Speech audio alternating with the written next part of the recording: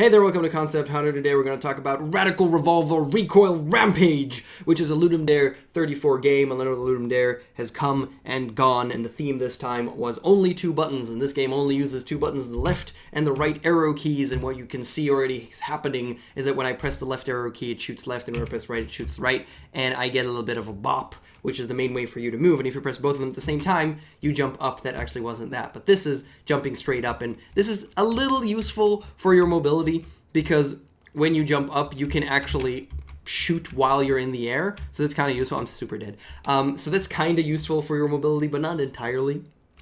And the problem is that you kind of want to stay in the middle of the screen, because there are stuff coming at you from the edges, but recoil is a lot, as you can tell, and with two shots, you're kind of at the edge of the screen already. So it's kind of a problem, and it makes it a pretty difficult game.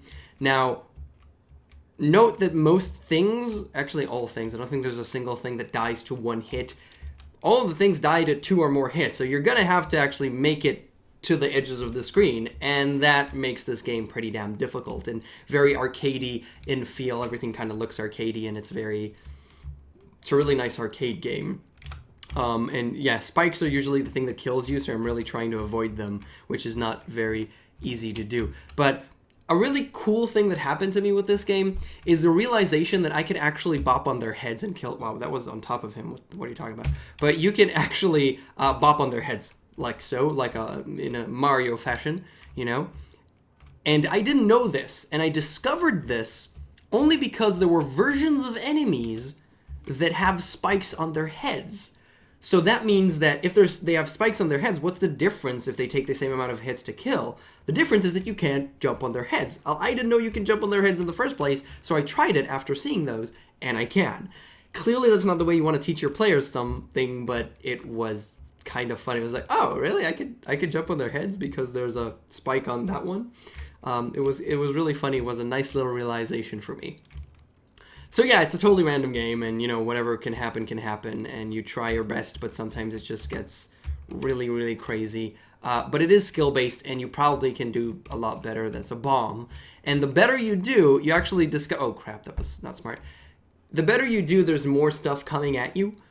In this case, you saw the bomb that only is very, very rare. I don't know if it's just rare, or it takes an amount of time until you see those. It might just be super rare, but... that's how it kind of felt to me. It's totally fine if there's nothing other than everything that I've seen so far, because it's good enough, and it's an arcade game, and you don't really need more types of enemies or anything here. The variety that you have here is pretty damn good. It is very random, though, and sometimes you just you get into a really crappy situation, you just can't get out of it.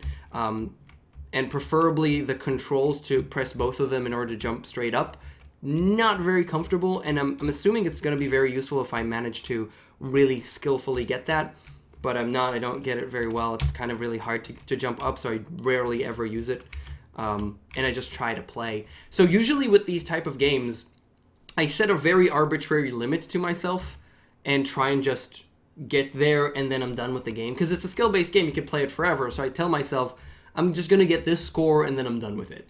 And what I told myself here, because it's a timer, well, I'm just going to survive 60 seconds and I'm done. And as you can see from my best at the top left, I did not manage to do that. I couldn't. I just kept playing it, and now I'm just mad at this game. But it's actually good. It's actually fun to play, and I want to get 60 seconds, and I'm actually going to continue playing this until I get 60 seconds, because that's the arbitrary limit that I put to myself, and that's just what's going to happen. That's what I do with arcade games, and that's how it's going to be. But it seems like it's not going to be easy. I really like this. It's really fun. It's a cute little idea. Clearly, there's a million different little things that you could do, but it's a 72 or 48-hour game. I'm not entirely sure how much Ludum Dare was this time. But yeah, it's called Recoil Rampage. It's by Andreas Liddell. And that's it. Thank you so much for watching Concept Hunter, and I'll see you guys next time. Bye.